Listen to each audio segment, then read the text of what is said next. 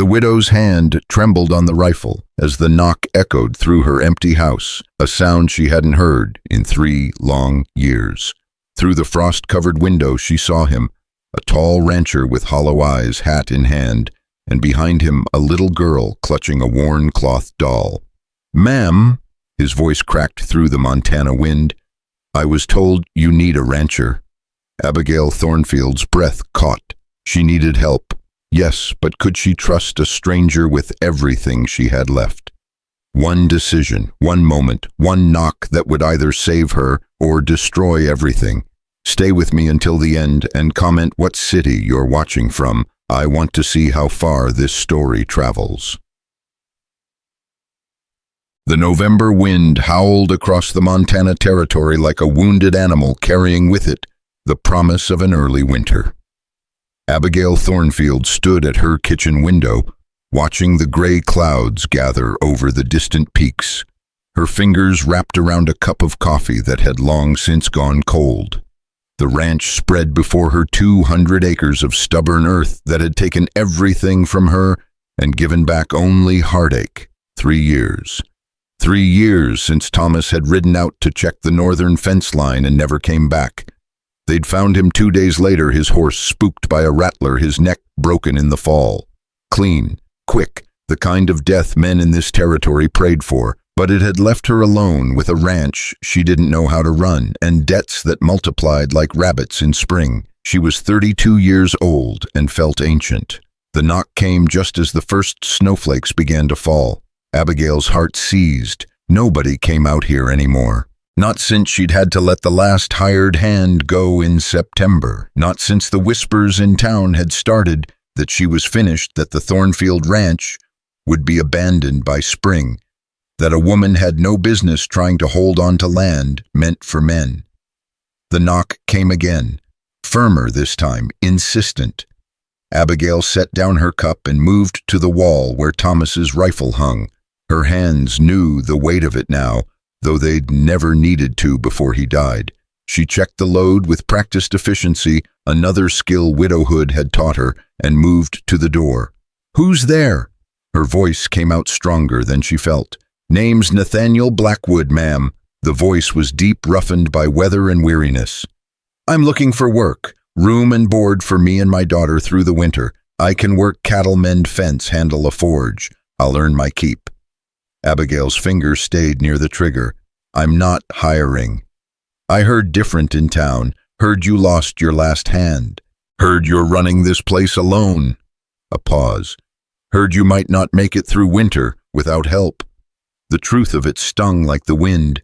Abigail pressed her forehead against the rough wood of the door. He was right.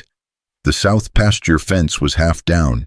She had 60 head of cattle that needed bringing in before the deep snows came. The barn roof had 3 holes she couldn't reach to patch. And the loneliness, God, the loneliness was eating her alive from the inside out. "I can't pay much," she said finally. "Didn't ask for much. And I don't know you. For all I know, you could be running from the law." "I could be, but I'm not." Something in his voice rang true. "Ma'am, my daughter is 6 years old and she's cold.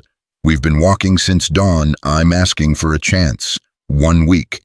If you don't like our work, we'll move on. No trouble."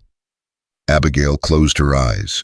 Every instinct Thomas had drilled into her screamed caution. Never trust strangers. Never show weakness. Never let anyone see how desperate you really are. But desperation was all she had left. She opened the door. The man on her porch was younger than his voice suggested, maybe 35, with dark hair that needed cutting and eyes the color of storm clouds. He was lean in the way of men who'd missed too many meals, his coat patched at the elbows, his boots worn thin. But it was the child who made Abigail's breath catch. She was tiny, this little girl with tangled brown hair and enormous eyes that had seen too much. She wore a dress that had been mended so many times, the original fabric was hard to distinguish, and she clutched a rag doll with one button eye missing. But what broke Abigail's heart was the way she stood perfectly still, perfectly silent, as if she'd learned that being invisible was safer than being seen. "This is Evangeline," Nathaniel said softly. his hand resting protectively on his daughter's shoulder. "Evie, this is Mrs. Thornfield. Can you say hello?" The child's lips moved, but no sound came out. "She's shy with strangers," Nathaniel explained quickly. "But she's a good girl. She won't be trouble." Abigail lowered the rifle. "When did you last eat?" "Yesterday morning." "Both of you?"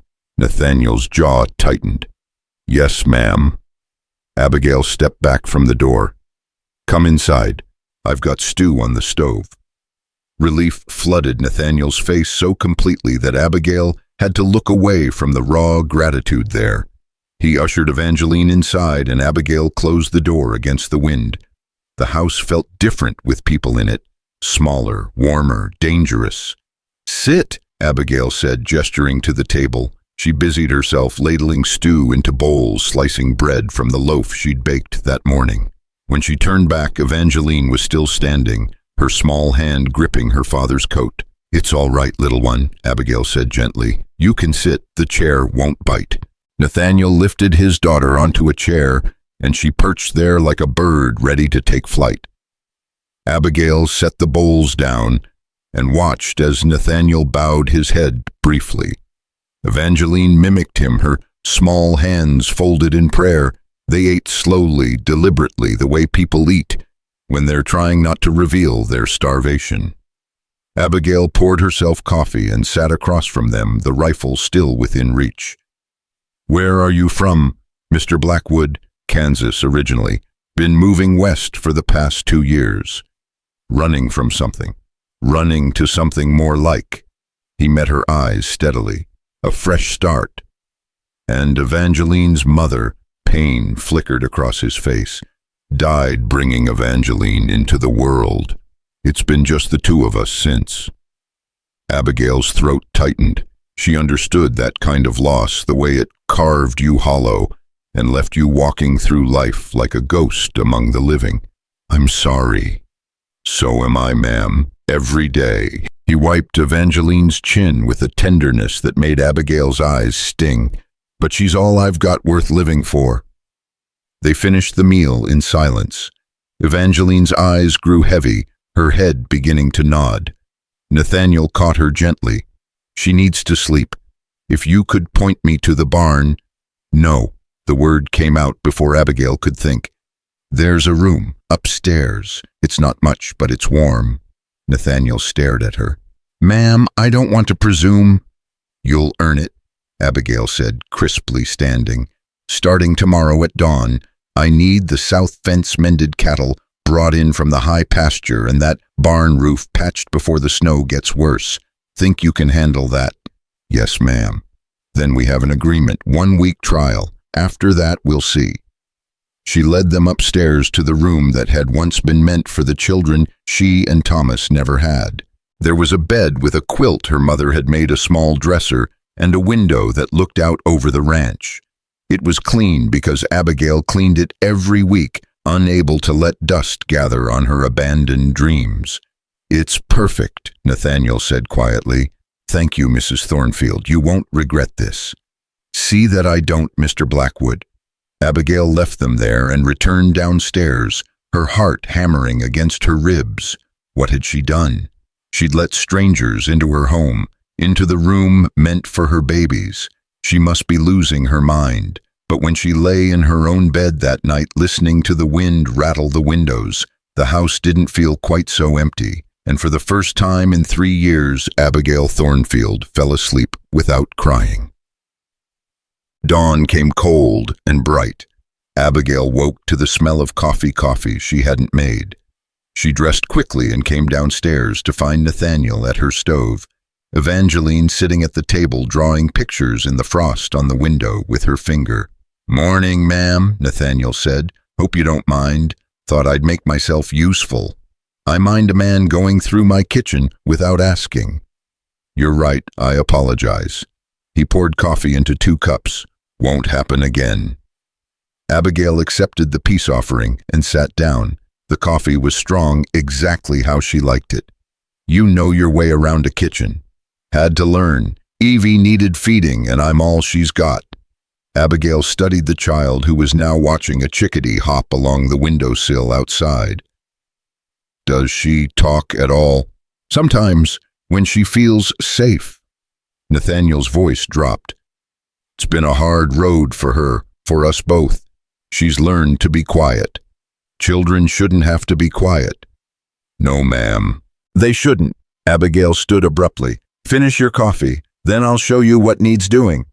The next 3 hours passed in a blur of activity. Abigail showed Nathaniel the property, the fences that needed mending, the cattle scattered across the high pasture, the barn with its damaged roof. He listened intently, asked smart questions, and by mid-morning was already at work on the fence line with tools from the shed. Abigail returned to the house to find Evangeline still at the table, the rag doll clutched in her arms. Are you hungry, little one? Evangeline nodded, her eyes cautious.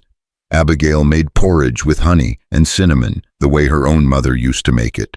She set the bowl in front of Evangeline and watched as the child ate with the same careful deliberation as the night before. That's a pretty doll, Abigail said softly. Does she have a name? Evangeline whispered something so quietly, Abigail had to lean closer. Mary, the child repeated, barely audible. Her name is Mary. That's a fine name. Abigail felt something crack open in her chest. My mother's name was Mary. The tiniest hint of a smile touched Evangeline's lips. They spent the rest of the morning together, Abigail teaching Evangeline how to gather eggs. From the henhouse, showing her how to scatter grain for the chickens, letting her help knead dough for bread.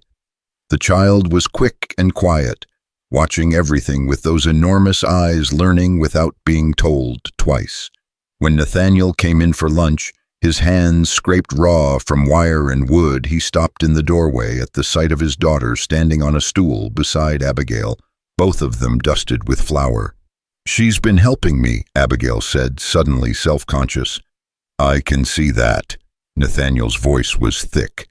Thank you. They ate bread and cheese, the silence between them more comfortable now. Evangeline fell asleep in her chair, exhausted from the morning's activity. Nathaniel carried her upstairs, and when he came back down, Abigail was washing dishes. Let me, he said. You've got fence to finish? It can wait 5 minutes. He took the rag from her hands. Mrs. Thornfield, I need you to know something. Whatever you think about me, stranger drifter, whatever, I'm a man of my word. I'll work hard for you. I'll protect this ranch like it's my own, and I'll make sure Evie never causes you trouble. She's not trouble, Abigail said quietly. She's a child who's lost too much already. I won't let her lose more. Abigail met his eyes and saw the same fierce protectiveness there that she recognized in herself, the determination to hold on to something precious in a world that specialized in taking things away. Get back to work, Mr. Blackwood, she said. Daylight's burning. But she smiled when she said it, and he smiled back. The days fell into a rhythm. Nathaniel worked from dawn until dusk, mending fences, reinforcing the barn, rounding up cattle. He was as good as his word, skilled, tireless, never complaining. Abigail found herself watching him sometimes, the easy competence of his movements, the way he treated every task like it mattered. Evangeline bloomed under their routine like a flower finding sunlight. She began to speak more, her voice still soft but growing stronger. She followed Abigail everywhere, learning to collect eggs, feed chickens, even help with simple cooking. At night they would sit by the fire, Nathaniel carving wood, Abigail mending clothes, Evangeline playing with Mary, and sometimes, just sometimes, laughing. The house was alive again. But Abigail kept part of herself locked away. She couldn't afford to forget that this was temporary. 1 week, she'd said. That week had stretched to 2, then 3, but winter was coming in earnest now. Soon the passes would close. Soon Nathaniel would want to move on, and she would be alone again. The thought of it made her chest ache in ways she didn't want to examine. It was early December when everything changed. Abigail was in town buying supplies when she overheard the conversation at the general store. 3 men stood near the counter, their voices low but carrying. "Hartwell's buying up everything he can get his hands on," one said. "The Morrison place, the Chen Ranch, now he's after the Thornfield property." "That widow won't sell," another replied, "stubborn as they come. Hartwell don't take no for an answer. He'll make her sell, one way or another." Abigail's blood ran cold. Cyrus Hartwell was the richest man in the territory, a land baron who'd built his empire through intimidation, legal manipulation, and violence when the law wasn't looking. He'd approached her once before, offering a fraction of what the ranch was worth. She'd turned him down. She gathered her supplies quickly and drove the wagon home, her mind racing. When she arrived, Nathaniel was working on the barn roof and Evangeline was collecting eggs. "Mr. Blackwood," Abigail called, "I need to speak with you." He climbed down, concern creasing his face. "What's wrong?" She told him what she'd heard. Nathaniel's expression darkened. "I know Hartwell's type," he said quietly. "Men like him don't stop until they get what they want. This is my land. Thomas died working it. I won't give it up. I'm not suggesting you should." Nathaniel looked toward Evangeline, making sure she was out of earshot. "But you need to be prepared. Men like Hartwell have ways of forcing people's hands. Are you saying I should sell?" "I'm saying you should be careful." He met her eyes. "And you should know that if you're staying, we're staying. Evie and me, whatever comes." Abigail's throat tightened. "I can't ask you to." "You're not asking, I'm telling." His voice was firm. "We're with you, Mrs. Thornfield, all the way." That night, as snow began to fall in earnest, Abigail stood at her window watching Nathaniel secure the barn against the storm. Evangeline was asleep upstairs, warm and safe. The house smelled of the stew bubbling on the stove. For 3 years, she'd been alone. For 3 years, she'd convinced herself that solitude was strength. But as she watched Nathaniel finish his work and turned toward the house, as she saw him pause to brush snow from his coat before entering the simple consideration of a man who'd made her home his own, Abigail realized something that terrified her more than any land baron ever could. She wasn't alone anymore, and she didn't want to be. The knock that had changed everything had come 5 weeks ago. But the real change, the one that would test them all, was just beginning. Because 2 days later, as dawn broke cold and clear over the Montana territory, a rider appeared on the horizon.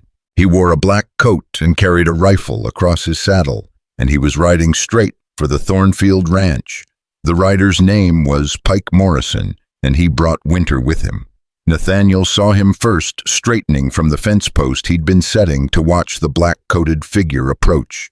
Something in the man's posture, the deliberate slowness of his pace, the rifle displayed openly across his saddle set every instinct Nathaniel had developed in his years as a deputy marshal, screaming warnings. "Evie," he called, keeping his voice calm. "Go inside. Find Mrs. Thornfield." The child looked up from where she'd been stacking kindling, sensed the tension in her father's voice, and ran for the house without question. Nathaniel watched her go, then turned to face the rider as he reined in his horse 20 feet away.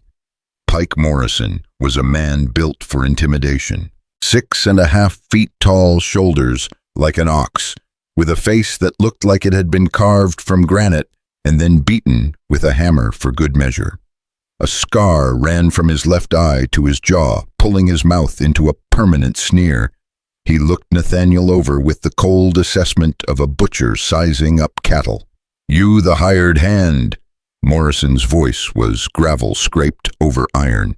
"I work here. What's your business?" "Got business with the widow, Mrs. Thornfield." Morrison spat tobacco juice into the snow. "Tell her Pike Morrison's here on behalf of Mr. Cyrus Hartwell." Nathaniel didn't move. "She's busy. Then she can get unbusy." Morrison's hand drifted toward the rifle. "Mr. Hartwell don't like being kept waiting." The door to the house opened. Abigail stepped out onto the porch, the rifle held loosely but ready in her hands. Evangeline peeked out from behind her skirts, and Nathaniel felt his heart seize at the sight of his daughter so close to danger. I know who you are, Mr. Morrison, Abigail said, her voice steady as granite. And you can tell Mr. Hartwell the same thing I told him last spring. My ranch is not for sale. Morrison smiled, and it was like watching a wolf bare its teeth. Ma'am, you misunderstand. Mr. Hartwell ain't asking anymore. He's offering you one last chance to sell at a fair price before winter sets in hard. Come spring, that offer won't be on the table. Then I guess come spring he'll be disappointed, bud. You're a widow woman trying to run a ranch alone.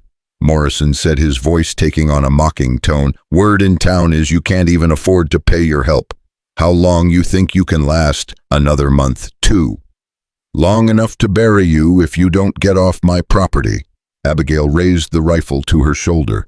I've said my piece. Now leave. Morrison's eyes hardened. Mr. Hartwell owns half this valley already. The other half is just waiting for him to collect it. You can sell now and walk away with money in your pocket, or you can fight and lose everything. Your choice, Mrs. Thornfield, but choose quick. I choose to tell you to get the hell off my land. Morrison's gaze shifted to Nathaniel, lingering in a way that made Nathaniel's skin crawl. You got yourself a protector now, this drifter. He laughed, the sound ugly. You might want to ask him what he's running from before you trust him to keep you safe. Nathaniel felt the weight of Abigail's glance, but kept his eyes locked on Morrison. The lady asked you to leave, and who's going to make me you? Morrison leaned forward in his saddle. I know your type. Man with a past he don't want examined. You really want to draw attention to yourself over some widow's failing ranch. The silence stretched taut as wire. Nathaniel's hands itched to reach for the pistol he no longer carried. He'd left that life behind in Kansas, the badge, the gun, the violence that had nearly consumed him. But looking at Morrison's sneering face at the implied threat to Abigail and Evangeline, he felt the old fury rising in his chest like dark water. Papa! Evangeline's small voice cut through the tension. I'm scared. The fear in his daughter's voice snapped Nathaniel back to himself. He took a slow breath, forcing his hands to relax. It's all right, little bird. The man is leaving. Morrison's smile widened. Smart man. Yeah, I'm leaving, but I'll be back. And next time Mr. Hartwell's patience might be worn a little thinner. He touched his hat in a mock salute to Abigail. Think about it, Mrs. Thornfield. Think real hard. He wheeled his horse and rode off, but not before turning in the saddle to add, nice little girl you got there, drifter. Be a shame if something happened to her.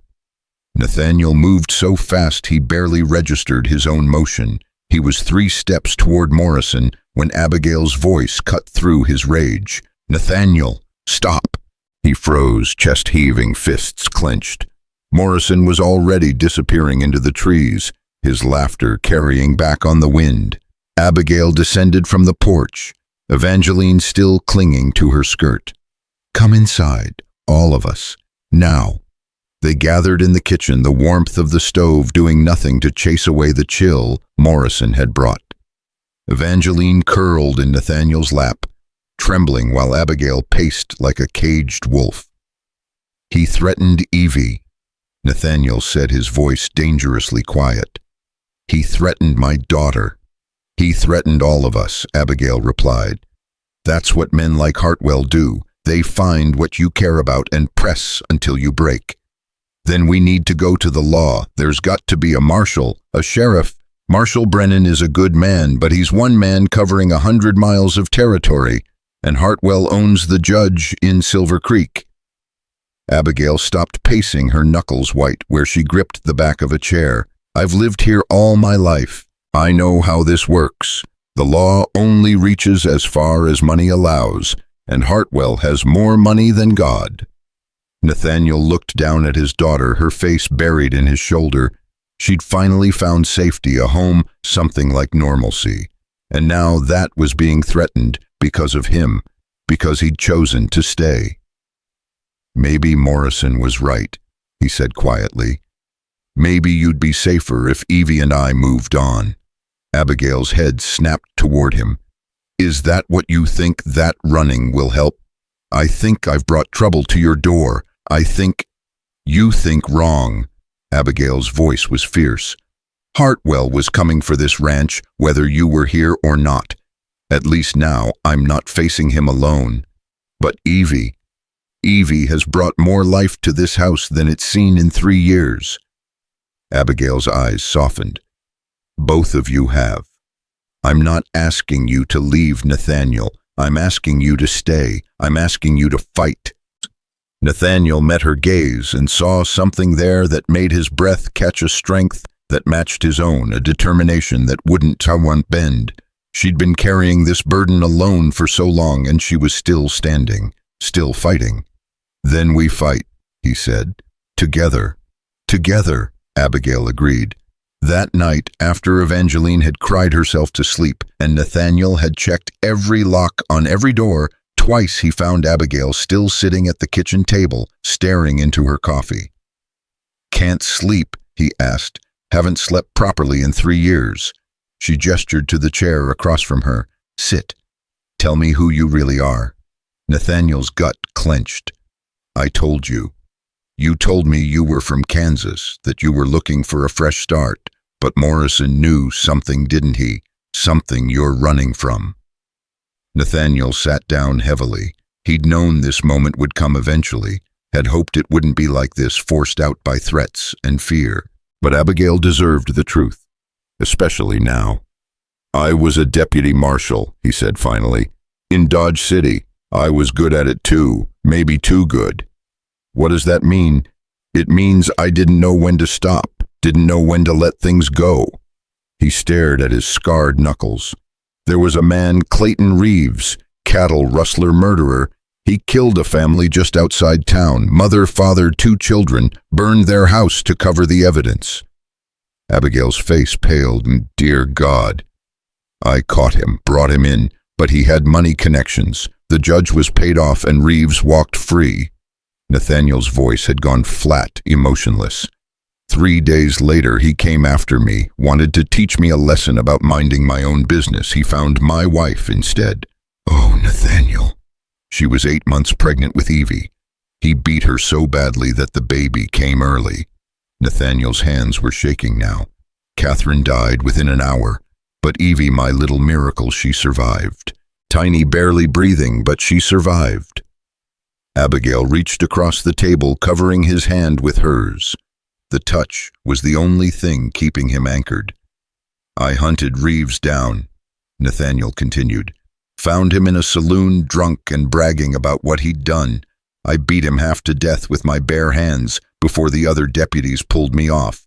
They wanted to arrest me, but the marshal, my friend, he helped me disappear instead. Told me to take Evie and start over somewhere. Reeves' family couldn't find us. And you've been running ever since. 2 years, never staying anywhere long enough to put down roots, never trusting anyone enough to let them close." He looked up at her. "Until now." Abigail's eyes were bright with unshed tears. "You should have told me. Would you have let us stay if you'd known?" "Yes." Her voice was firm. "Because I understand what it means to lose everything, to have your whole world torn apart by violence and grief. And I understand what it means to keep going anyway for the sake of something precious." They sat in silence, hands still clasped across the table. Outside, the wind howled through the eaves, but inside something had shifted. Some wall between them had crumbled. "Morrison's threat," Abigail said quietly. "About Evie. He meant it." "I know. So we protect her. We protect all of us, and we don't give Hartwell what he wants." Nathaniel squeezed her hand. "You're sure? Because once we commit to this fight, there's no going back. Hartwell won't stop until he gets what he wants, or we make him stop." "I've never been more sure of anything." Abigail stood, finally releasing his hand. "Get some sleep, Nathaniel. Tomorrow we start preparing for war." The next 2 weeks passed in a blur of preparation. Nathaniel reinforced the barn's doors, added bars to the windows, created hidden caches of supplies in case they needed to leave quickly. Abigail made trips to town buying ammunition and preserves, spreading word among the other small ranchers about Hartwell's expanding aggression. They discovered they weren't alone. Half a dozen other families were facing similar pressure offers that were really demands threats disguised as friendly advice. But most were too afraid to fight back. They'd seen what happened to those who resisted Hartwell's will. The Chen ranch house burned down in the middle of the night. Accident, the sheriff ruled, though everyone knew better. The widow Chen sold her land for a pittance and moved back east to live with her sister. The Morrison place, no relation to Pike, lost half their cattle to rustlers who were never caught. They held out for another month before selling. One by one, Hartwell's empire grew, but the Thornfield ranch stood firm. December deepened into true winter. The snow piled high and the temperature dropped so low that water froze in the well overnight. Nathaniel worked constantly, ensuring they had enough firewood, enough feed for the livestock, enough of everything to last until spring. Evangeline changed, too. The frightened, silent child who'd arrived that November day was blossoming into someone braver. She still had nightmares. Nathaniel would wake to find her crawled into his bed, shaking from dreams of bad men and fire, but during the day she laughed. She played. She called Abigail Mrs. Abigail in a voice that got stronger every day. One evening, as they sat around the fire, Evangeline looked up from the small wooden horse Nathaniel had carved for her. Mrs. Abigail, yes, sweetheart, are we going to stay here forever? Abigail glanced at Nathaniel, something complicated passing between them. Would you like that? Evangeline nodded solemnly. I like it here. I like the chickens, and the house is warm, and you make good bread. She paused, and Papa smiles more. Nathaniel felt his throat tighten. Do I? Uh-huh. You used to be sad all the time. Now you're only sad sometimes. Abigail's eyes met his across the fire, and Nathaniel saw his own emotions reflected there, grief and hope tangled together, the terrifying possibility that maybe, just maybe, they could build something real here, something lasting. We'll stay as long as Mrs. Abigail will have us, Nathaniel said softly. Then you'll stay forever, Abigail replied, because I'm not letting either of you go. It was a promise made in firelight, witnessed only by a 6-year-old child and the howling wind. But Nathaniel felt the weight of it settle in on his chest like an anchor. For 2 years he'd been drifting rootless and afraid. Now, for the first time since Catherine's death, he felt the possibility of home. 2 days before Christmas, Marshal Brennan rode out to the ranch. He was a weathered man in his 50s with kind eyes and a badge that had seen better days. He accepted Abigail's offer of coffee and sat at their kitchen table with the weary air of a man carrying bad news. I won't dance around it, he said. Hartwell's making his move. He's filing claims with the Territorial Land Office, saying you've abandoned your mineral rights. Says the ranch has been mismanaged to the point of endangerment to neighboring properties. That's a lie, Abigail said hotly. Every claim on this land is properly filed. I have the deeds, the mineral rights, everything. I know that, Mrs. Thornfield. You know that. But Hartwell's got lawyers who can make black look white and up look down, and he's got friends in the territorial government. Brennan sighed. I came to warn you. He's planning something, I don't know what, but Pike Morrison's been hiring men, guns, the kind who don't ask questions about the work. Nathaniel leaned forward. How many men? 6 that I know of, maybe more. Brennan's gaze sharpened. You've got the look of a man who's carried a badge. That true was, long time ago. Then you know how this plays out. Hartwell will create a situation of fire cattle gone missing, some kind of incident. Then he'll swoop in with an offer to help. And when that's refused, things will escalate. So what can we do? Abigail demanded. Just wait for him to burn us out like the Chens. You could sell, take the money and start over somewhere else. No. Abigail's voice was steel. This is my home. My husband's grave is on this land. I'm not running. Brennan looked at Nathaniel. And you got a stake in this fight. Nathaniel thought about Evangeline asleep upstairs. about the way Abigail's hand had felt in his, about the promise they'd made by the fire. "I do now." "Then you better be ready for war, because that's what's coming." Brennan stood. "I'll do what I can. Keep an eye on Morrison and his men, try to keep things legal. But if Hartwell's determined to take this land and you're determined to keep it, blood's going to spill. That's just the way of things out here." After Brennan left, Abigail and Nathaniel stood on the porch, watching his horse disappear into the white landscape. "We could leave," Nathaniel said quietly. "Evie and I, before this gets worse. You could tell Hartwell you're alone, again vulnerable. Maybe he'd back off." "You don't believe that any more than I do." Abigail turned to face him. "He won't stop until he has this land. My leaving won't change that. Your leaving won't change that. But Evie is safer here with both of us protecting her than she would be out on the road in the middle of winter with just you." Abigail's voice softened. "I know you're scared, Nathaniel. I'm scared too, but running won't save her. Standing together might." Nathaniel looked at this woman who'd opened her door to strangers, who'd fed them and sheltered them and given them something he'd thought lost forever, hope. She was right. Running had never solved anything. It had only delayed the inevitable. "Then we stand," he said, "together, together." Christmas came quiet and cold. They had no decorations, no presents, but Abigail made a feast from their stores, roasted chicken potatoes, bread with butter and honey. Evangeline's eyes went wide at the spread. "Is this all for us?" "All for us," Abigail confirmed. "It's Christmas, sweetheart, a time for celebrating." "What are we celebrating?" Nathaniel and Abigail exchanged glances. What were they celebrating? Survival defiance. The fragile, unlikely family they'd become. "We're celebrating being together," Nathaniel said finally. "The three of us. Right here, right now." Evangeline considered this, then nodded seriously. "I like being together." "So do I, little bird. So do I." After dinner, Nathaniel pulled a small wrapped bundle from his pocket. "I know we said no presents, but I made something. For both of you." He handed Abigail a small wooden box, beautifully carved with flowering vines along the lid. Inside, nestled on a bed of cloth, was a simple silver locket. "It was Catherine's," Nathaniel said quietly. "The only thing of hers I kept.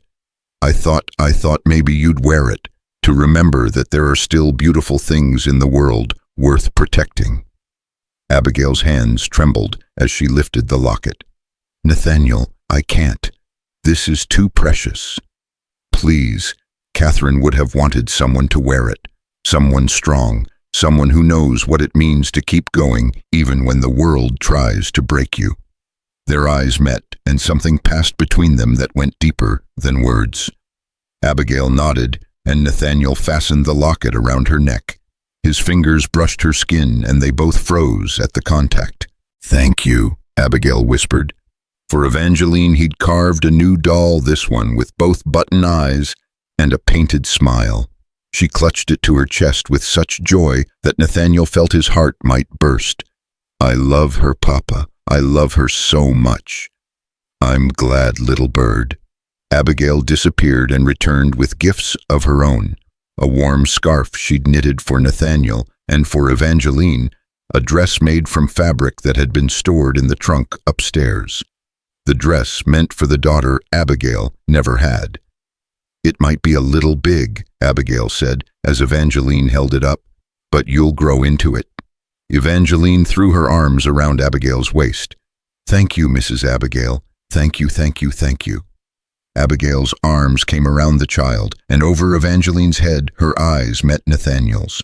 In them he saw the same desperate hope he felt, that maybe this could last, that maybe they could keep this small, precious thing they'd built. That night, after Evangeline had fallen asleep clutching both dolls, Nathaniel and Abigail sat by the fire. "I keep waiting for the other shoe to drop," Abigail admitted, "for Hartwell to make his move, for everything to fall apart. Maybe it won't." "You don't believe that." "No," Nathaniel admitted, "but I want to.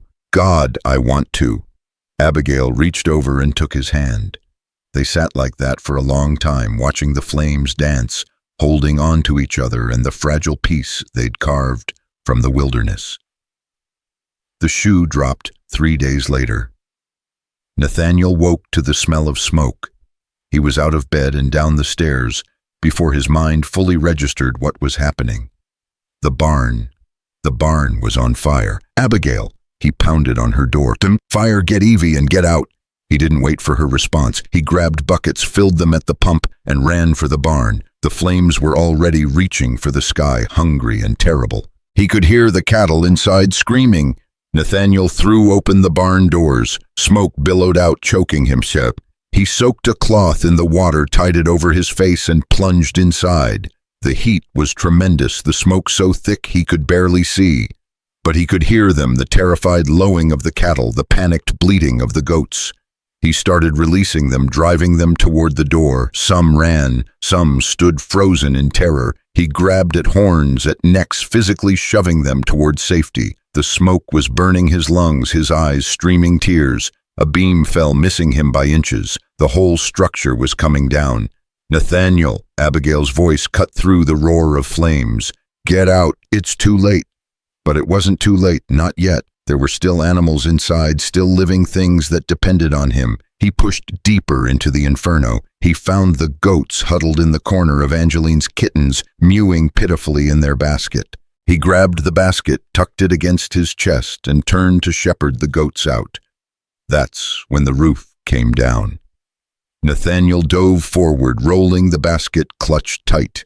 He felt the heat sear across his back, felt something heavy slam into his shoulder. Then hands were grabbing him, dragging him out into the snow. Abigail's face swam above him. You fool, you beautiful, brave fool. He tried to speak, but his lungs were full of smoke. He coughed, choking, and Abigail turned him on his side. Breathe. Just breathe.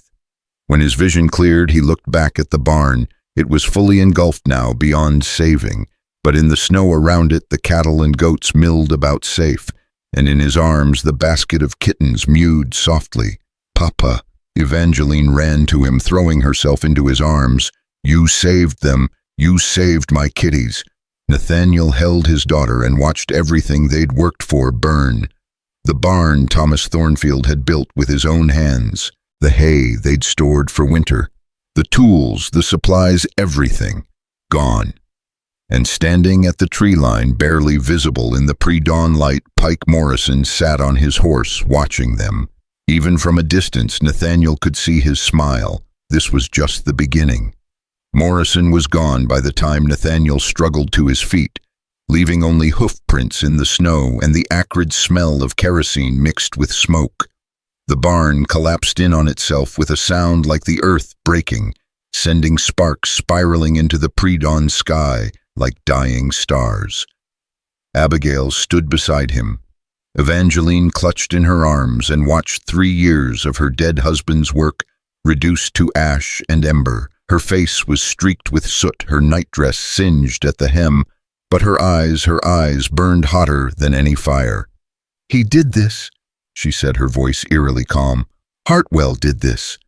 We can't prove it, Nathaniel said, though the words tasted like bile. His back screamed where the burning beam had caught him, and every breath felt like swallowing glass. But the rage building on his chest eclipsed the pain. I don't need proof, I know, Abigail set Evangeline down gently. Sweetheart, take the kitties inside, get them warm. Can you do that for me? Evangeline nodded, her small face pale with shock, and carried the basket toward the house. Only when the door closed behind her did Abigail allow herself to break. She sank to her knees in the snow, her hands covering her face, and the sound that came from her was somewhere between a sob and a scream. Nathaniel knelt beside her, ignoring the protest from his burned back, and pulled her into his arms. She fought him for a moment, fists beating against his chest, then collapsed against him, shaking. Thomas built that barn, she gasped, with his own hands. It was the first thing we built together when we bought this land. And now it's gone, all of it gone. The cattle are safe, the goats, most of what matters survived. But for how long? She pulled back to look at him, tears cutting tracks through the soot on her face. How long before Hartwell sends Morrison back? Before they burn the house? Before they... Her voice broke.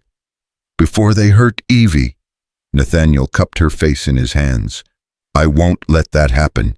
Do you hear me? I will die before I let anyone hurt her, or you. You almost did die, in there. You could have, but I didn't. He pressed his forehead to hers. We're alive, Abigail, all of us. That's what matters. They stayed like that as the sun rose, two people holding each other, while the ruins of their dreams smoldered behind them. Then Abigail pulled away, wiping her eyes with the back of her hand. We need to get you cleaned up. Those burns need tending. The animals are fine, you're not. Her voice brooked no argument. Come on. Inside, Evangeline had wrapped the kittens in blankets near the stove and was singing to them softly some half-remembered lullaby that Catherine must have taught her. The sight of it, the normalcy of it against the backdrop of destruction, nearly broke Nathaniel all over again.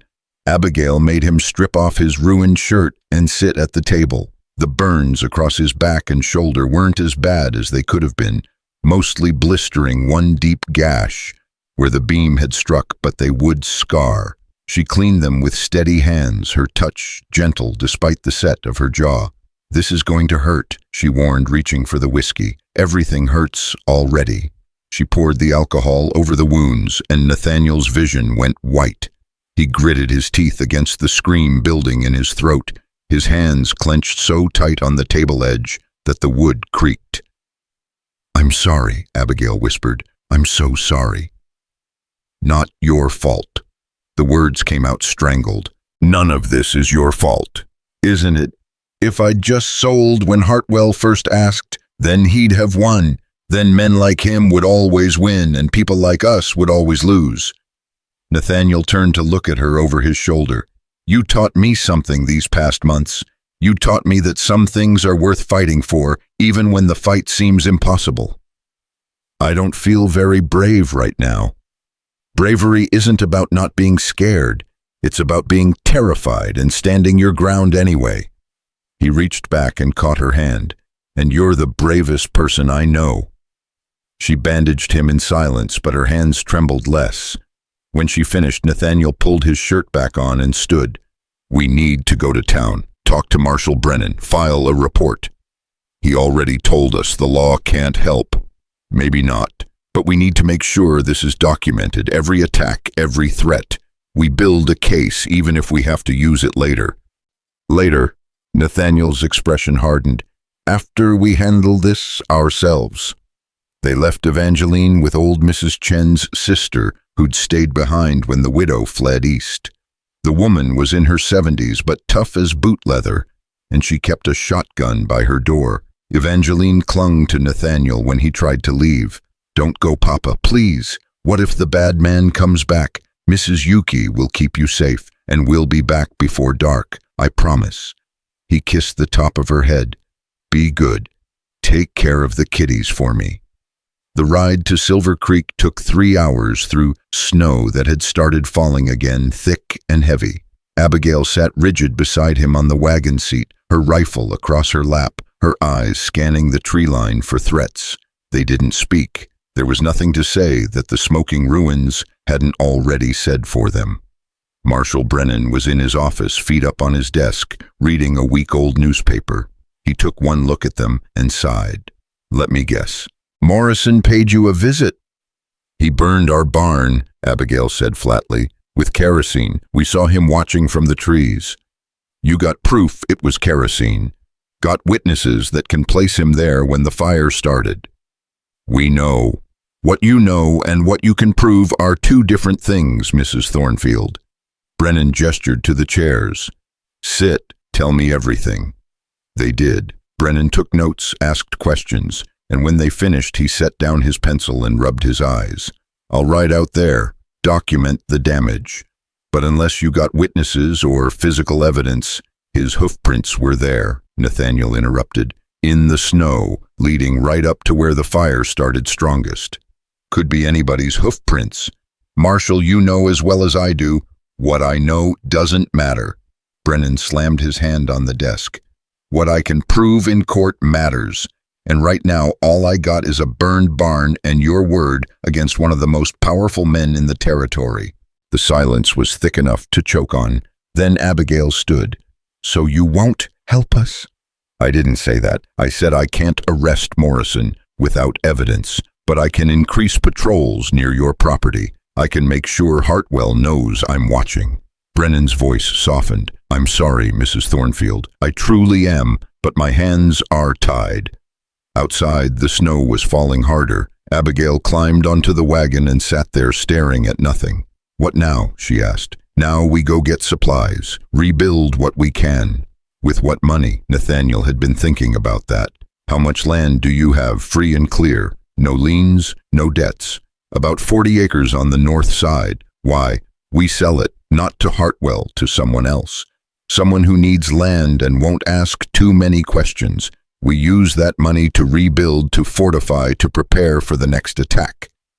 That's Thomas's legacy, our legacy. Better to sell part of it than lose all of it. Nathaniel turned to face her. Abigail, this is a siege. Hartwell's going to keep hitting us until we break or run out of resources. We need money, we need help, and we need it now. She was quiet for a long moment. Then she nodded. There's a family, the Wangs. They came from California last spring, been squatting on territorial land south of here. Good people. They'd buy it if the price was fair. Then we find them, today. The Wang family lived in a dugout carved into a hillside, smoke rising from a makeshift chimney. 6 children, ranging from toddler to teenager, scrambled around the property, all of them stopping to stare when the wagon approached. Mr. Wang emerged from the dugout, a wiry man with kind eyes and calloused hands. Mrs. Thornfield, Mr. Blackwood. He nodded to each of them. What brings you out this way? Business, Mr. Wang. I have 40 acres I need to sell, and I'm offering it to you first. Wang's eyebrows rose. I heard about your barn. I'm sorry for your trouble. Then you understand why I need to sell quickly. They negotiated in the bitter cold, finally settling on a price that was fair to both. Wang counted out cash from a tin buried under his floor, his entire savings, and Abigail signed over the deed with shaking hands. You understand Hartwell won't like this, Wang said quietly. He'll see it as defiance. Let him, Abigail replied. I'm done being afraid. They stopped at the general store next. Word of the fire had spread, and the shopkeeper, Mr. Donnelly, met them with sympathy and suspicion in equal measure. Terrible thing losing your barn like that, he said while measuring out nails. Terrible luck. Wasn't luck, Nathaniel said. It was arson. Donnelly's hands stilled. That's a serious accusation. It's the truth. Morrison did it on Hartwell's orders. You got proof. We got eyes. We got sense. That's enough. Donnelly glanced around nervously, then leaned in. You folks should be careful. Hartwell's got ears everywhere. He hears you're spreading accusations. Then let him hear, Abigail cut in. I'm tired of pretending, tired of being polite while he steals everything I have. They loaded the supplies, lumber, nails, tar paper, what little the money could buy, and headed back. The snow had turned into a full blizzard wind, whipping across the plains like a living thing. They were halfway home when they spotted the riders. 3 men spread out in a line blocking the road. Morrison was in the center, his black coat stark against the white landscape. The other 2 were strangers, but the rifles in their hands spoke clearly enough. Keep driving, Nathaniel said quietly. Don't stop. They're in the way. I said keep driving. Abigail snapped the reins. The horses picked up speed and Morrison's smile widened. He didn't move. Whoa now, Mrs. Thornfield, he called out. That any way to greet your neighbors? Nathaniel's hand moved to the pistol he'd bought in town, hidden under his coat. Ride around them. But Morrison spurred his horse forward, cutting them off. The wagon jerked to a stop, the horses nervous and dancing. Heard you had some trouble last night, Morrison said conversationally. Shame about that barn, real shame.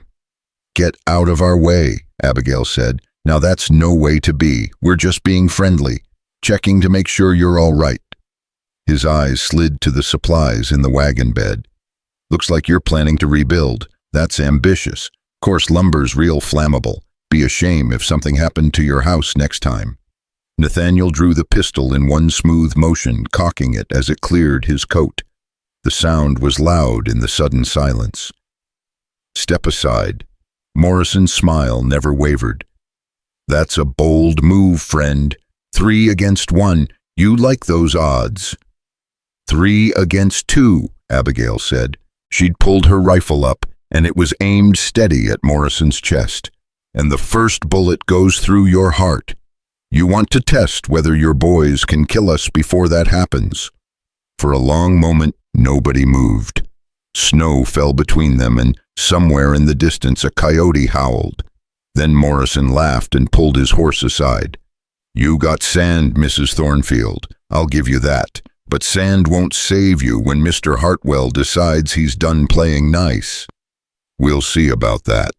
They drove past both of them, keeping their weapons raised, until the riders were out of sight. Only then did Abigail lower the rifle, and Nathaniel saw her hands were shaking. You did good, he said. I wanted to shoot him. God help me, I wanted to pull that trigger so badly. I know, so did I. They made it home just as night fell. Mrs. Yuki had Evangeline ready for them, the child launching herself into Nathaniel's arms the moment they entered. You came back. You promised, and you came back. Always, little bird, always. That night, while Evangeline slept and Abigail worked on plans for the barn, Nathaniel stood watch at the window. The snow had stopped and the moon was bright enough to read by.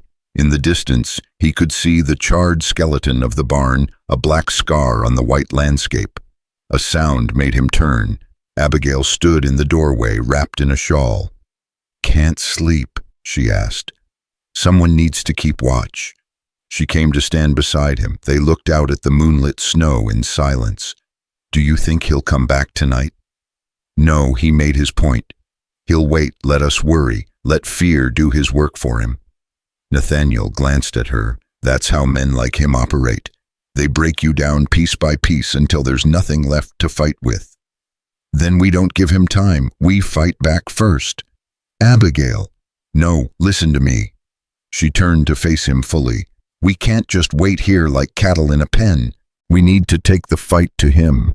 Expose him. Force the law to act. How Brennan already said, Brennan said he can't arrest him without proof. So we get proof. Her eyes were fierce. There's got to be something. Records of the land fraud witnesses to other crimes. Something we can use. Nathaniel thought about it. She was right. Men like Hartwell always left trails, always got sloppy somewhere, but finding that evidence would be dangerous. It could take weeks, months. Then we take weeks, months, however long it takes. She grabbed his hand. I'm not running anymore, Nathaniel. Not from Hartwell, not from anything. This is my stand, our stand. Looking at her, this fierce, brave woman who'd lost everything and still refused to break, Nathaniel felt something shift in his chest.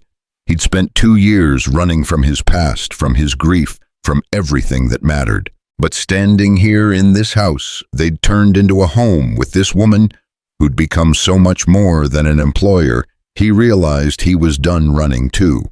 Then we fight, he said, but we're smart about it. We gather allies, build our case, and when we move, we make sure Hartwell goes down for good. Together, together. The next morning brought unexpected hope. They were attempting to clear the barn ruins when a wagon appeared on the horizon, then another. By noon, a dozen families had arrived, the Wangs, the Donnellys, the Petersons, and others, all of them bringing tools and lumber and food. We heard what happened, Mr. Wang said. Figured you could use some help. Abigail stared at them, her eyes bright with tears. I don't understand. Why would you risk? Because if we let Hartwell do this to you, we're next, Mrs. Peterson said. She was a strong woman who ran her ranch alone after her husband died. We're tired of living in fear, tired of watching him pick us off one by one. You made a stand. so we're standing with you." What followed was something Nathaniel had never seen before. The entire community came together working as one. Men hauled lumber and drove nails. Women brought food and organized supplies. Even the children helped carrying water and sorting nails and sweeping away debris. By sunset, the barn's frame was up.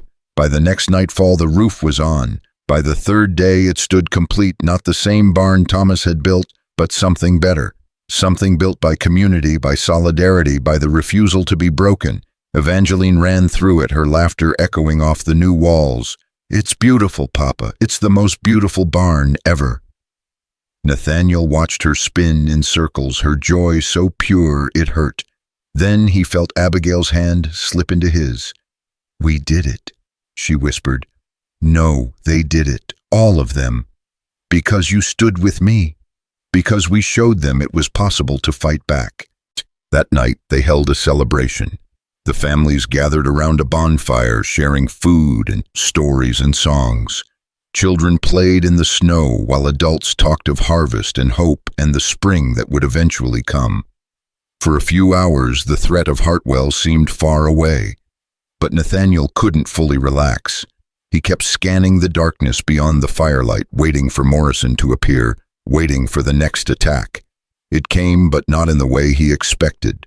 3 days later, Marshal Brennan rode up with papers in his hand and regret on his face. "Mrs. Thornfield, Mr. Blackwood, I need to speak with you both." They gathered in the kitchen. Brennan spread the papers on the table. "Hartwell's filed a claim against you. Says you're illegally occupying disputed land. Says his deed supersedes yours, dating back to an old Spanish land grant." "That's impossible," Abigail said. "My deed is clear. It's been in territorial records for 15 years. "I know, but he's got documents that suggest otherwise. A judge in Silver Creek has issued an order for you to vacate the premises within 30 days while the claim is investigated." The room spun. 30 days, 1 month to abandon everything or be forcibly removed. "This is a lie," Nathaniel said. "Hartwell fabricated those documents." "Probably, but they look real enough to hold up in court, at least for now. And the judge who signed the order is in Hartwell's pocket." Brennan looked miserable. "I'm sorry. I tried to fight it, but the law belongs to whoever has the most money." Abigail's voice was hollow. "I understand." After Brennan left, they sat in silence. Evangeline played with her kittens in the corner, oblivious to the disaster unfolding around her. "We can't win," Abigail finally said. "Not legally, not against his money and power." "No, we can't," Nathaniel stared at the papers. "But we can make sure everyone knows what he's doing. We can expose him so thoroughly that even his bought judges can't save him." "How?" "I don't know yet, but there's always a way, always a crack in the armor." He looked at her. "We just have to find it. And if we can't, then we make our stand anyway. 30 days gives us time to prepare, to gather evidence, to rally more support, to—" The gunshot cut him off. Nathaniel was moving before the echo faded, grabbing Evangeline and pulling her down. Abigail had her rifle in hand, moving to the window. "Where did it come from?" "North side, by the tree line." Another shot, glass shattered. Evangeline screamed. "Get her upstairs," Abigail ordered. "The room with no windows." Nathaniel carried his daughter up, her terrified sobs cutting through him like knives. He put her in the interior room, barricading the door. "Stay here. Don't come out until I tell you. Understand?" "Papa, I'm scared." "I know, baby, I know, but you have to be brave for me." "Can you do that?" She nodded, tears streaming down her face. He kissed her forehead and ran back downstairs. Abigail was at the window, rifle aimed into the darkness. "I count 2 shooters, maybe 3. "Morrison has to be." They returned fire, the muzzle flashes revealing positions. 1 shooter fell. The others retreated, but not before another bullet punched through the wall inches from Nathaniel's head. Then, as suddenly as it started, the shooting stopped. Hoofbeats faded into the distance. Nathaniel and Abigail waited, weapons ready, hearts hammering. When they were sure the threat had passed, Nathaniel ran upstairs to get Evangeline. She was huddled in the corner, Mary clutched to her chest, her whole body shaking. When she saw him, she launched herself into his arms. "It's over," he whispered. "It's over now." But it wasn't over. It was just beginning.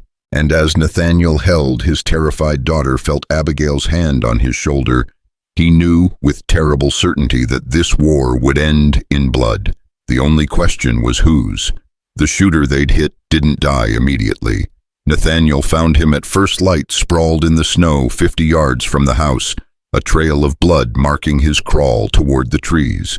He was young, couldn't have been more than 20, with a face Nathaniel didn't recognize, and eyes glazed with pain and fear. "Please," the boy gasped when Nathaniel approached. "Don't kill me. I didn't want he made me." "Who made you?" Nathaniel knelt beside him, checking the wound. Shoulder shot bad, but not fatal if treated quickly. "Morrison," the boy nodded, teeth chattering. "Said it was just supposed to scare you, just shooting at the house, not hitting nobody. Said we'd get $50 each. How many of you?" "3. Me, Tom Hendricks, and Wade Carson. They ran when you shot back. Left me." His voice cracked. "They just left me." Nathaniel felt Abigail arrive beside him, her rifle still in hand. She looked down at the wounded boy with an expression Nathaniel couldn't read. "We should let him bleed out," she said flatly. "He tried to kill us, tried to kill Evie." "No, I swear we were told to miss, just scare you." The boy was crying now. "I got a ma, a little sister. I needed the money. Please." Abigail's jaw tightened. For a long moment she said nothing. Then she sighed. "Get him inside. Patch him up. But he talks first. Everything he knows about Hartwell and Morrison, he tells us." They carried him to the barn. Abigail refused to have him in the house near Evangeline and laid him on a bed of hay. Nathaniel cleaned and bound the wound while the boy talked, the words spilling out in a desperate rush. His name was Charlie Vance. He'd been hired 2 weeks ago along with 5 others to do odd jobs for Hartwell. Except the jobs weren't odd, they were criminal. Burning barns, running off cattle, intimidating homesteaders. Morrison had orchestrated it all with Hartwell's money and blessing. "There's a book," Charlie said through gritted teeth as Nathaniel stitched the wound. "Morrison keeps it in his saddlebag, records of everything, who got paid, who got threatened, which land got grabbed, and how. He's paranoid about Hartwell cutting him loose, so he writes it all down. Evidence, he calls it. Insurance." Nathaniel and Abigail exchanged glances. This was it, the proof they needed. "Where's Morrison now?" Nathaniel asked. "Hartwell's ranch, probably. That's where he stays most times. Big place north of Silver Creek up against the mountains. And this book, he keeps it with him always, always. Sleeps with the saddlebag under his pillow." Charlie's eyes were desperate. "That's all I know. I swear that's everything. You gonna let me live now?" "We're not murderers," Abigail said, "but we're not fools either. You stay here until we figure out what to do with you. Try to run, and I will shoot you myself." They left him in the barn with water and blankets, then returned to the house. Evangeline was still upstairs, and Mrs. Peterson had arrived to watch over her. Word of the attack had spread quickly, and the community was rallying again. In the kitchen, Nathaniel spread out a rough map he'd drawn of the area. "Hartwell's ranch is here, 20 miles north. If Morrison's there with that book—" "It's a fortress," Abigail interrupted. "Hartwell's got guards, hired guns. We can't just ride up and take it." "No, but we can be smart about it." Nathaniel's mind was racing, the old martial instincts kicking in. "We need to get Morrison away from the ranch. Lure him out somewhere we control. How he's not going to just ride out because we ask nicely." "No, but he might if he thinks we're vulnerable, if he thinks he's got us cornered." Nathaniel looked at her. "We set a trap. Make him think we're running desperate. He'll come to finish the job, and when he does, we take him. And the book." Abigail's eyes were hard. "It's dangerous. Everything about this is dangerous, but it's our best shot." They spent the next day planning. Word was sent carefully through trusted neighbors. The Thornfield ranch was giving up, preparing to flee before the eviction deadline. The widow and her hired hand were packing their belongings, planning to leave under cover of darkness. It was exactly the kind of information Morrison would pay for. Sure enough, by evening, one of Hartwell's informants in town had heard the rumor. By nightfall, Nathaniel was certain Morrison would know. The trap was set. "You don't have to do this," Abigail said as they prepared. "This isn't your fight. You could take Evie and actually leave. Be safe." Nathaniel was checking his pistol, the weight of it familiar in his hand. "You really think I'd abandon you now? I think you've got a daughter to protect. I think she's already been through too much, and what we're planning could get us all killed. And if we do nothing, we lose everything anyway. At least this way we're fighting back." He met her eyes. "I made a choice when I knocked on your door. I chose this family. I chose you. I'm not walking away from that." Something shifted in Abigail's expression. She crossed the room and took his face in her hands. "When this is over, if we survive this, we need to talk." "About what?" "About us. About what we're becoming." Her thumb brushed his cheek. "About the fact that I'm falling in love with you, and I don't know how to stop." Nathaniel's breath caught. He'd felt it too, this pull between them growing stronger every day. But hearing her say it made it real, made it terrifying and wonderful all at once. "Abigail, don't, not now. We deal with Morrison first. But after," she kissed him fierce and quick, "after we talk." She left him standing there, his heart hammering, the taste of her still on his lips. Then he heard Evangeline calling for him, and he pushed everything else aside. There would be time for feelings later, if they survived. They moved Evangeline to the Wang's place that night, despite her tears and protests. "I want to stay with you and Mrs. Abigail. I know, little bird, but it's not safe. Just for a few days, all right, then you can come home. Promise." Nathaniel held her tight, breathing in the smell of her hair. "I promise. Have I ever broken a promise to you?" She shook her head against his chest. "Come back, Papa. Please come back." Always. Leaving her was the hardest thing he'd ever done. But as he rode back to the ranch with Abigail, he knew it was necessary. What they were planning was too dangerous to risk Evangeline being anywhere near. They spent the next day making the ranch look abandoned. Wagon packed with obvious belongings, livestock, scattered, doors left open. To anyone watching, it looked like they'd fled in panic. But in the barn, Nathaniel and Abigail waited with rifles and resolve. Morrison came at midnight. They heard the horses, first multiple riders trying to be quiet, but failing. Nathaniel counted at least 4, maybe 5. Morrison's voice carried in the still air, arrogant and pleased. "Told you they'd run. Weak people always run." The riders spread out, searching the property. 1 went to the house. 2 checked the barn, but not thoroughly, not expecting resistance. Morrison himself went to the packed wagon, rifling through belongings with a laugh. "Look at this, left everything behind. Probably halfway to California by now." That's when Nathaniel stepped out of the shadows, pistol aimed at Morrison's head. Not quite. Morrison froze. His men reached for weapons, but Abigail emerged on the other side, her rifle trained on the nearest one. "Don't," she said calmly. "First man who draws dies, then the second. Maybe we go down after that, but you'll be dead first. That what you want?" The men hesitated, hands hovering over guns. Morrison's face twisted with rage. "You're making a mistake, Mr. Hartwell." "Mr. Hartwell can go to hell," Nathaniel said. "Along with you. Now tell your men to drop their weapons. Slow." "You won't shoot. You don't have the—" Nathaniel fired. The bullet took Morrison's hat clean off his head. The man went white. "Next one goes between your eyes. Tell them, now." Morrison swallowed hard. "Do what he says." The men dropped their weapons. Nathaniel kept his pistol trained on Morrison, while Abigail collected the guns, tossing them into the wagon. "Now the saddlebag," Nathaniel said. "The one with the book." Morrison's eyes widened. "How did you—" "Your boy Charlie was very talkative." "The saddlebag, slowly." Morrison reached for it with shaking hands, but his eyes were calculating, looking for an opening. Nathaniel saw it coming, the desperate lunge, the hidden knife.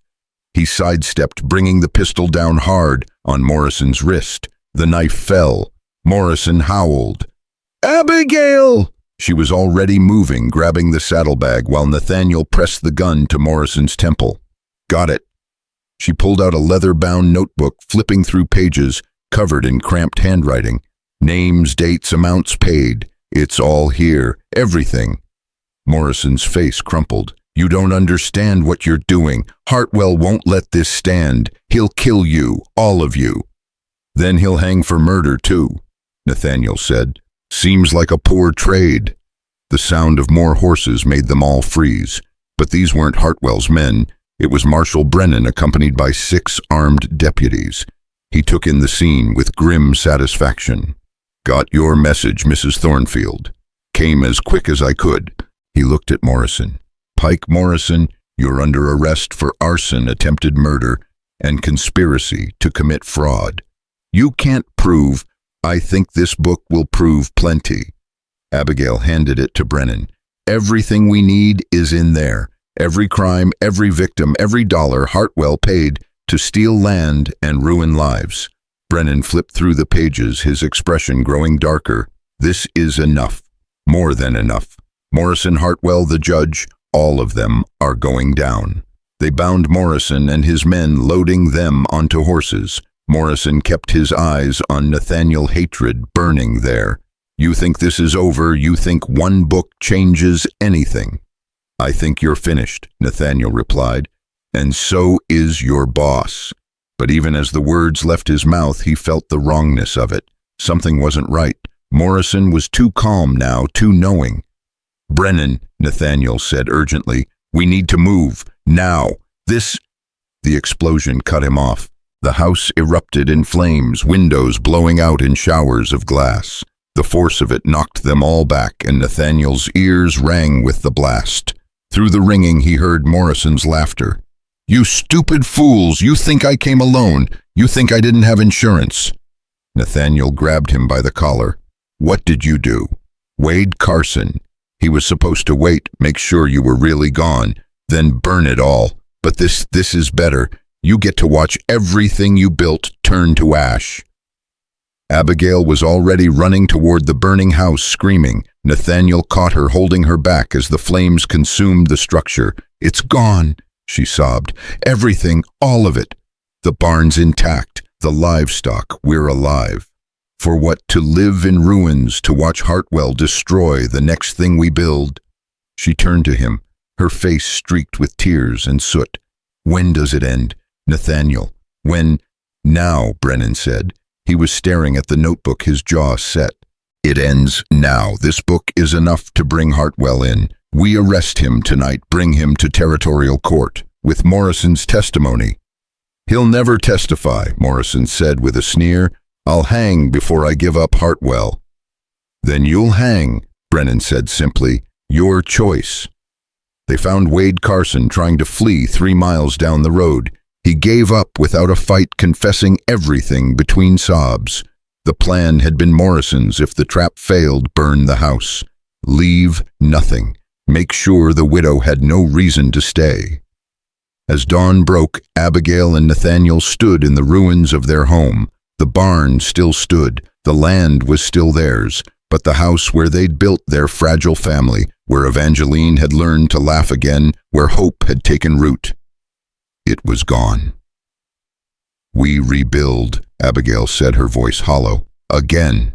Not alone." Nathaniel took her hand. "Never alone." By mid-morning, the community had arrived again. Mr. Wang, Mrs. Peterson, the Donnellys, all of them carrying tools and determination. "This has got to stop," Mr. Wang said. "Hartwell's got to answer for this." "He will," Brennan promised. "I'm riding to his ranch now with a warrant. He's done." But when they reached Hartwell's fortress of a ranch, they found it deserted. The guards were gone. The house was empty. Cyrus Hartwell had vanished. "He knew," Brennan said, standing in Hartwell's abandoned office. "Someone warned him." They found evidence everywhere, documents half burned in the fireplace safes, standing open and empty, a whole empire abandoned in haste. But no Hartwell. "He's running," Nathaniel said. He knows Morrison's book will destroy him, so he's running. Then we find him, Abigail said. We hunt him down and make him pay. But finding Hartwell proved impossible. He disappeared like smoke, leaving only destruction in his wake. Days passed, then weeks. The eviction order was voided, Morrison's confession and the evidence in the book proved the land claim was fraudulent. The judge who'd signed it was arrested. Morrison and his men awaited trial, but Hartwell remained free. Abigail and Nathaniel rebuilt. The community helped raise a new house smaller than before, but sturdy. Evangeline came home delighting in having her own room again. Life found a rhythm, but the shadow of Hartwell's escape hung over everything. They all knew he was out there somewhere nursing his hatred, planning revenge. It came on a cold February morning. Nathaniel was working in the barn when he heard the horses, 3 riders approaching fast. He reached for his rifle, but something made him pause. These weren't Hartwell's men. One of them was Marshal Brennan. "Nathaniel," Brennan called, "is Mrs. Thornfield here?" Abigail emerged from the house, Evangeline behind her. "What's wrong?" Brennan dismounted, his face grave. "We found Hartwell. Or rather, he found us. He's holed up in the old Chen place with 6 men. He's got hostages, a family traveling through wrong place at the wrong time. He says he'll let them go if you come to him." "Me?" Abigail's face went pale. "Why me?" "Because this is personal now. He's lost everything because of you. His empire, his reputation, his freedom. He wants you to watch him win, even if it's just this one last time. Then he'll run, disappear into Mexico where we can't follow." "It's a trap," Nathaniel said immediately. "He'll kill the hostages anyway, and her." "Probably," Brennan agreed, "but if we storm the place, he'll definitely kill them. This way, there's a chance." Abigail looked at Nathaniel, then at Evangeline. "How many hostages?"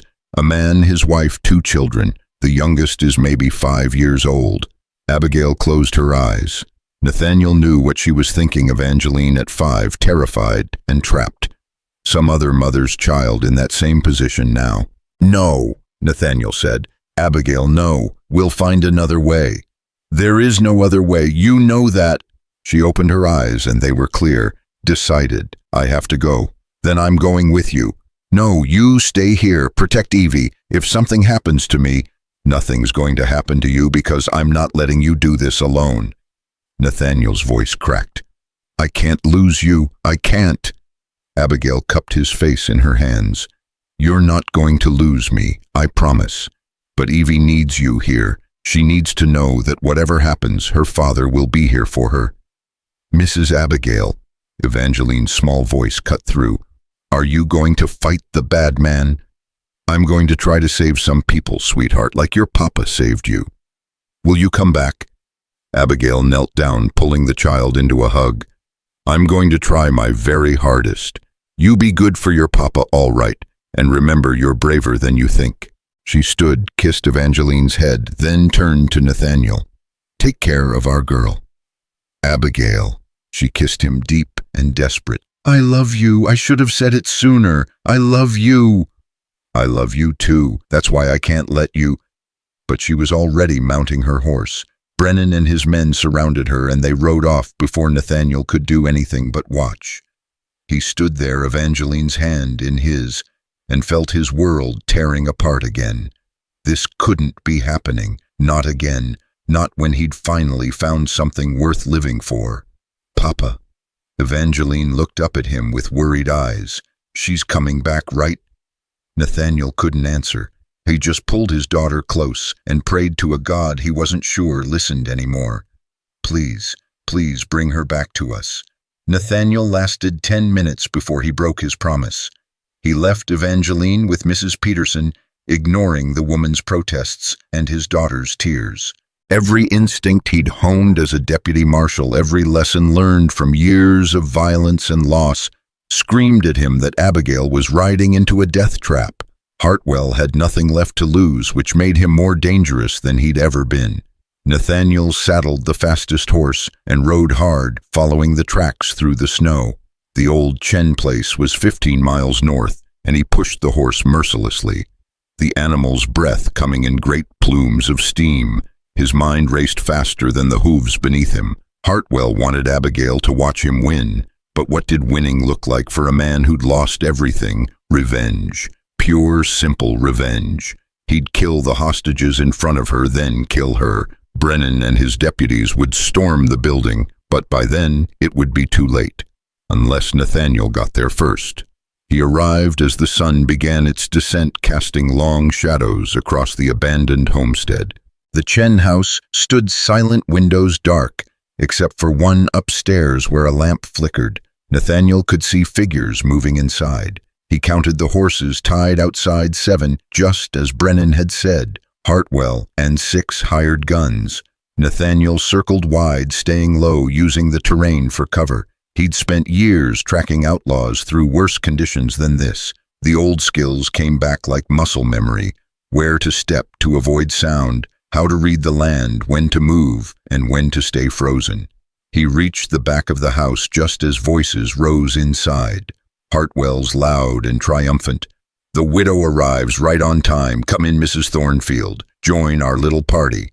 Nathaniel found a window, cracked it open just enough to see inside. The scene made his blood run cold. The hostage family huddled in the corner, a man with a bleeding head, his wife shielding 2 terrified children. Hartwell's men stood around them with rifles. And there was Abigail, hands raised, facing Cyrus Hartwell across the room. Hartwell was a tall man, well-dressed even now, with silver hair and the kind of face that inspired trust in boardrooms and courtrooms. But his eyes were mad, utterly, completely mad. "You destroyed me," he said conversationally, as if discussing the weather. "Do you understand that everything I built, 30 years of work gone because one stubborn widow wouldn't know her place? Your empire was built on theft and murder," Abigail replied, her voice steady despite the rifles trained on her. "It deserved to fall."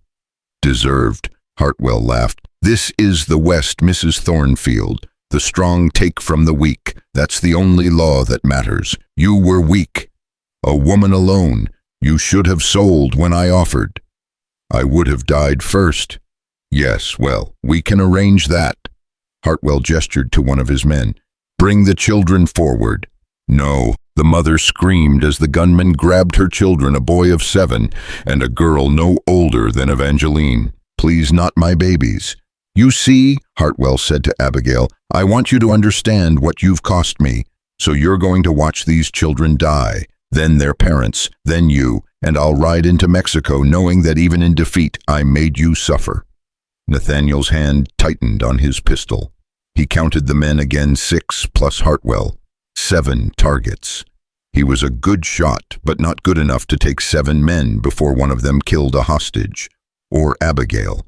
He needed an advantage, a distraction. Then he saw an old lamp sitting on a shelf near the window, full of kerosene. The same kind of lamp that had lit this house when the Chens lived here. His mind raced. Fire had been Hartwell's weapon. Time to turn it against him. Inside, Hartwell was savoring his moment. "Any last words, Mrs. Thornfield, before the entertainment begins?" "Yes."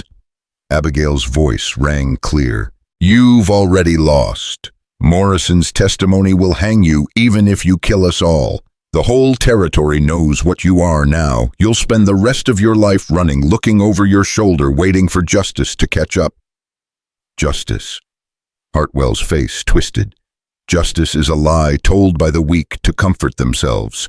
There is only power, and right now I have it.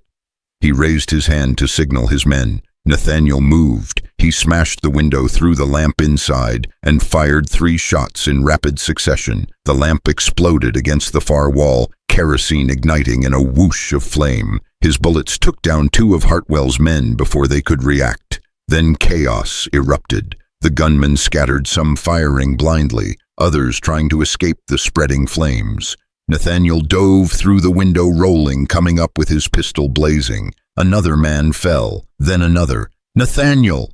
Abigail's voice cut through the gunfire. She'd grabbed a fallen rifle and was firing at the remaining gunmen, driving them back. "Get the family out," Nathaniel shouted. But Hartwell had other plans. He'd grabbed the little girl, a knife to her throat, using her as a shield. "Drop your weapons, both of you, or she dies." Nathaniel froze. The girl's eyes were wide with terror, tears streaming down her face. She looked so much like Evangeline, it made his heart stop. "Let her go, Hartwell," he said, keeping his voice calm. "This is between us. She's got nothing to do with it. She has everything to do with it. She's leverage. She's—" Marshal Brennan's voice boomed from outside. "Hartwell, we have the house surrounded. Let the hostages go and surrender." Hartwell's eyes darted wildly. The flames were spreading smoke, filling the room. He was trapped, and he knew it. "I'll kill her, I swear I'll—" The shot came from an unexpected direction. Abigail had circled during the standoff, finding an angle. Her bullet took Hartwell in the shoulder, spinning him away from the child.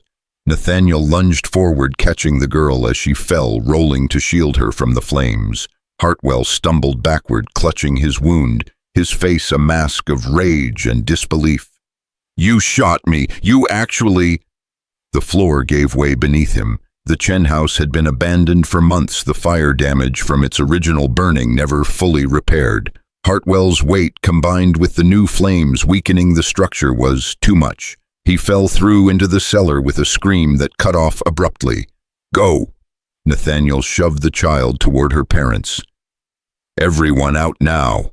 They ran, the family, Abigail, Nathaniel, carrying the youngest child. They burst through the front door as the house collapsed behind them, flames reaching for the sky. Brennan and his deputies rushed forward, helping them away from the inferno. The mother clutched her children, sobbing with relief. The father, blood still streaming from his head, kept saying "thank you" over and over. Nathaniel found Abigail in the crowd and pulled her into his arms. She was shaking, her face smudged with soot, but alive. Wonderfully, miraculously alive. "You promised to stay with Evie," she said against his chest. "I lied. You could have been killed." "So could you. I wasn't about to let that happen." He pulled back to look at her. "Don't ever do something that stupid again. You just did the exact same thing. That's different." "How?" "Because I love you, and love makes people stupid." She laughed, the sound breaking into a sob, and kissed him hard. Around them, the deputies cheered. Brennan approached, his expression grim. "Hartwell." "In the cellar when it collapsed," Nathaniel said. "I don't think anyone could survive that." They found the body the next morning after the flames had died. Cyrus Hartwell, land baron and tyrant, reduced to ash and broken bones. His empire of intimidation had ended the same way he'd destroyed others, in fire. The ride back to the ranch was quiet. Abigail leaned against Nathaniel, exhausted, and he kept one arm around her, refusing to let go.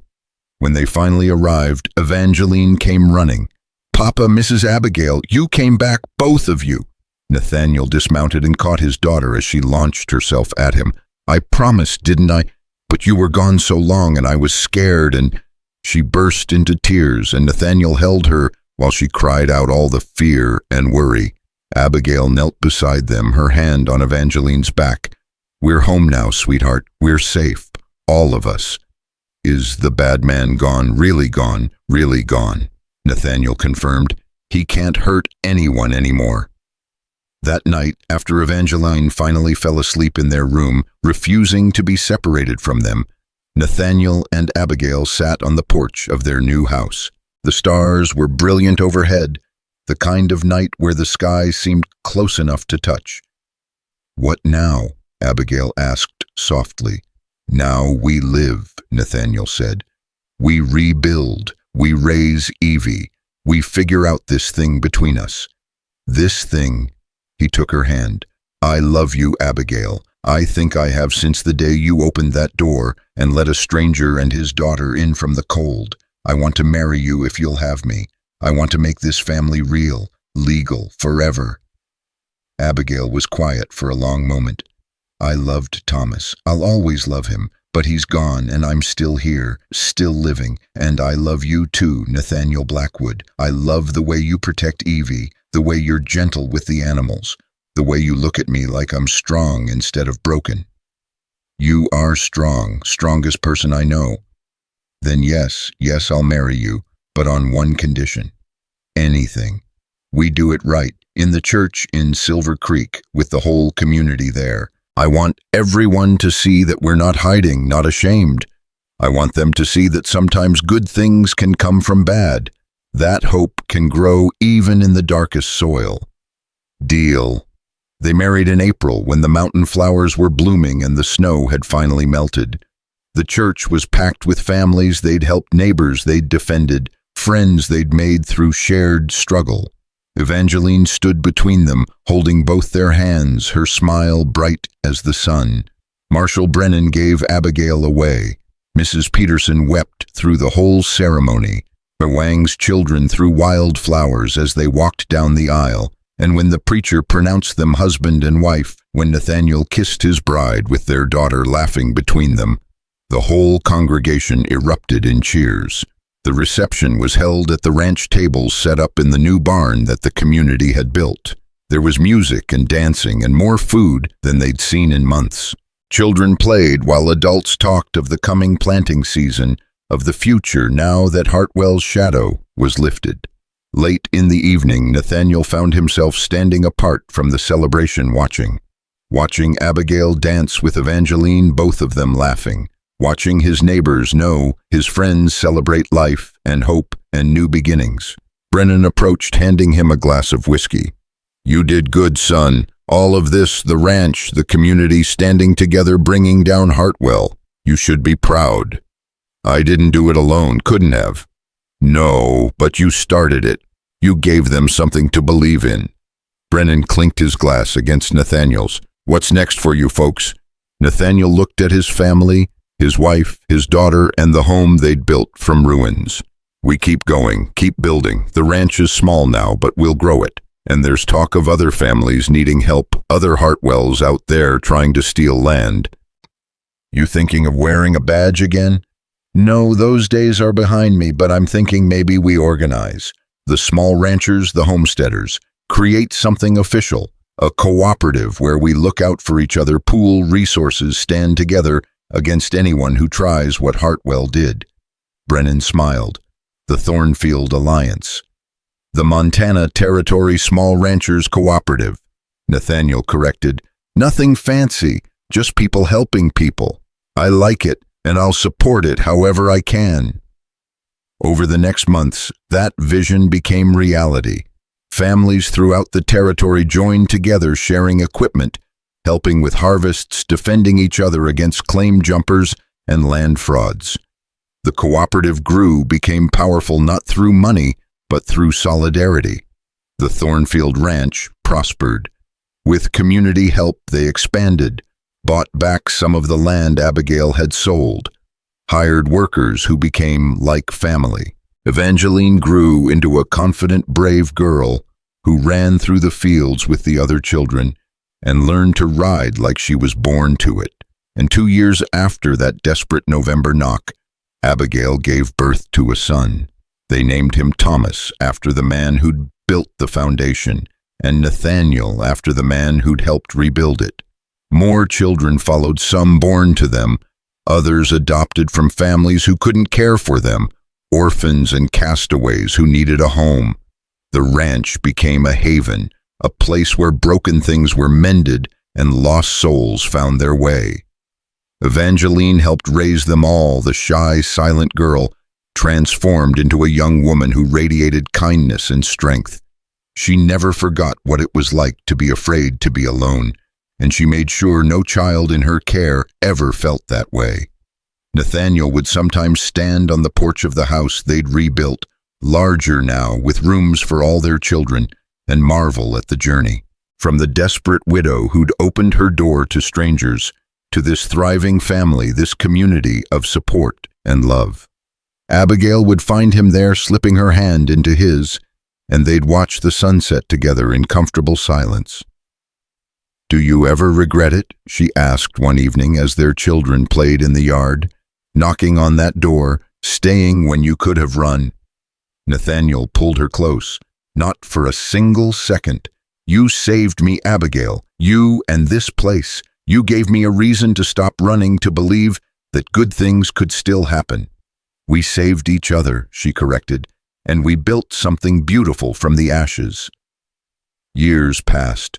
The children grew. The cooperative expanded across the territory, a model for other regions.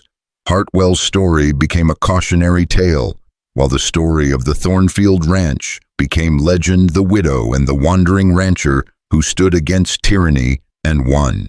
Evangeline married a young rancher from the Wang family, continuing the bonds of friendship and community.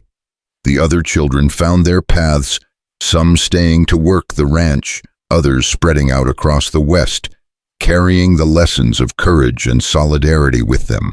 And Nathaniel and Abigail grew old together, their love deepening with each passing season. They buried friends, celebrated grandchildren, and watched the Montana Territory transform from wild frontier to established community.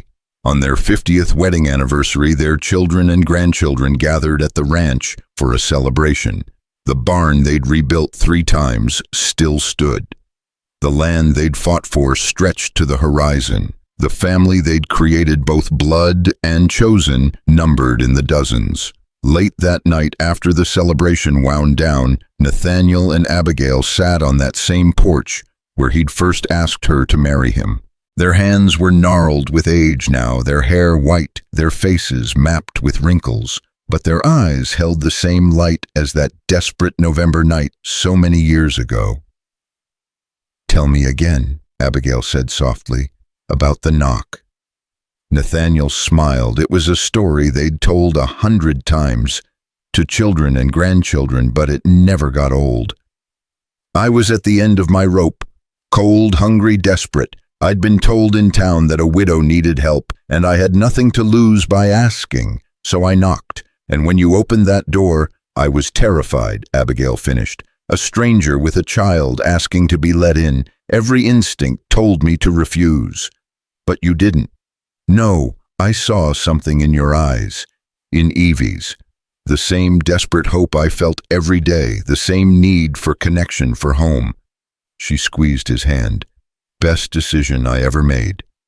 "Second best," Nathaniel corrected. "Oh, what was first? Choosing to fight instead of run. Choosing to stand with me against Hartwell. Choosing to build this family, this legacy." Abigail leaned her head on his shoulder. "We chose it all together, every step, every struggle, every triumph, together." They sat in silence, watching the stars wheel overhead, the same stars that had witnessed their first desperate meeting. Somewhere inside, their great-granddaughter was putting her child to bed in the room that had once been Evangeline's. The house was full of life and love and hope. "Do you think it mattered?" Abigail asked. "Our fight, our stand. Do you think it changed anything?" Nathaniel looked at the land they'd defended, the family they'd built, the community they'd created. He thought of all the families who'd found courage in their example, all the small ranchers who'd learned they could stand together against power and greed. "Yes," he said simply, "it mattered. We mattered." And as the night deepened around them, 2 people who'd found each other in desperation and built something extraordinary through courage and love, they held each other close and knew that their story, the story that began with a knock on a door, would echo through generations. Sometimes love doesn't arrive like lightning. Sometimes it knocks softly on your door on a cold November night, desperate and hoping.